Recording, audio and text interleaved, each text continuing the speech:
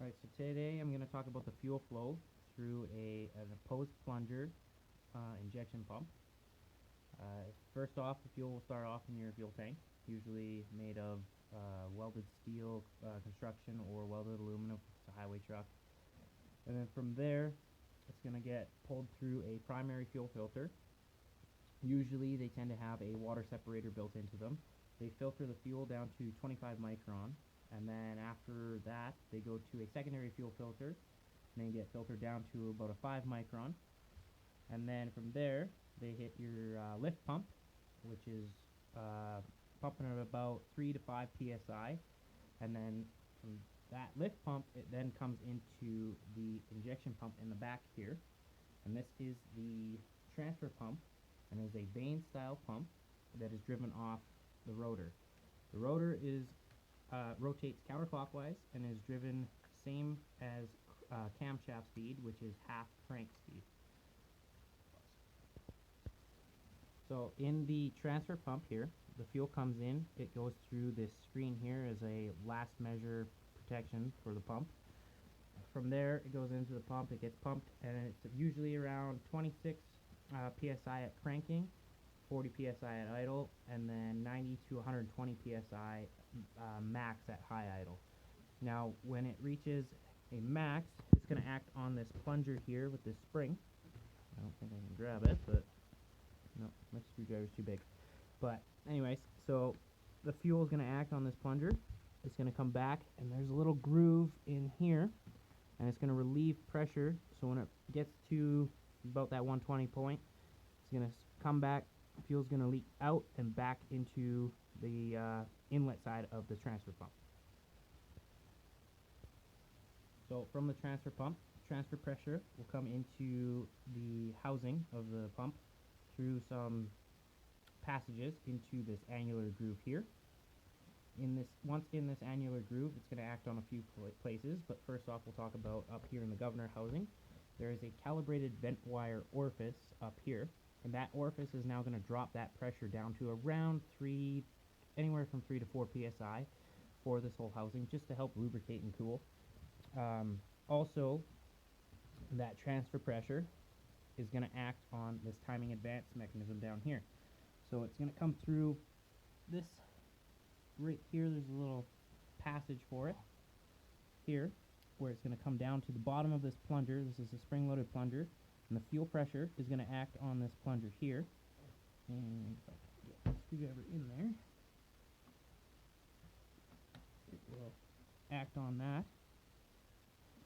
Now, what that does is, while you have a high transfer pressure, say operator's on full throttle, it wants to advance the timing. So this plunger is going to act, if I can grab it.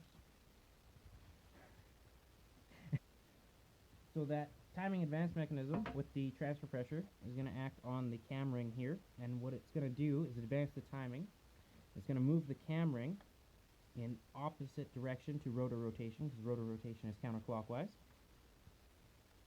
And then also, that transfer pressure is going to act on this metering valve here, and also act on this guy here. This is just a screw-in cap. It's a hold down for the transfer pump, so it doesn't back out. But also, it's a place where you can put on a fuel gauge, see what your fuel transfer pressure is.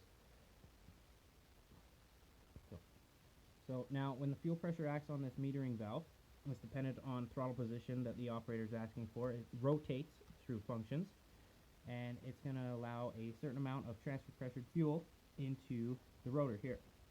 Now, it's not going to be enough pressure to open up this valve, so it's going to have to go this way, and it will be enough to force these two plungers apart here. And dependent on rotor position, so it's going to inject about there when it lines up. Transfer pressure comes in, it acts on the plungers, it's going to push them apart, and as the rollers come around to the peak on the cam, on the lobes, the plungers are going to come back together, and that's going to pressurize the fuel, and it's going to be enough cracking pressure for that 350 to 500 psi cracking pressure to the delivery valve here. And as the port comes around and lines up with whichever injector it's going to fire on, and in 360 degrees rotation of this pump, it's going to fire all 8 injectors in this case on this pump. One thing that's important to remember is the hole clearance inside this pump is about a 1 to 3 micron clearance. And yeah. Now, another thing to mention is the governor. So as this thing's rotating, the flyweights in the governor are going to come out through centrifugal force, and they're going to act on this spring-loaded thing here, and that is going to control the fuel that can be metered into the rotor. So when this is at high speed, like full idle, it's going to limit the amount of fuel that can be put into the rotor, acting on the spring through operator, so he cannot control any more than that. Another thing to mention inside this governor housing is these lip seals here. There's 3 total to keep out the fuel pressure from the crankcase of the engine, and the last one, which you cannot see here, it keeps oil and crankcase pressure from getting into the injection pump. And also in this governor housing, any air bubbles and return fuel is going to come through here. There's supposed to be a spring-loaded check ball here. It's going to let the air bubbles and return fuel back to tank. And then also in the governor housing, you have your fuel shutoff solenoid. So right now it is off. When you energize this, it's going to turn on and allow you to turn this thing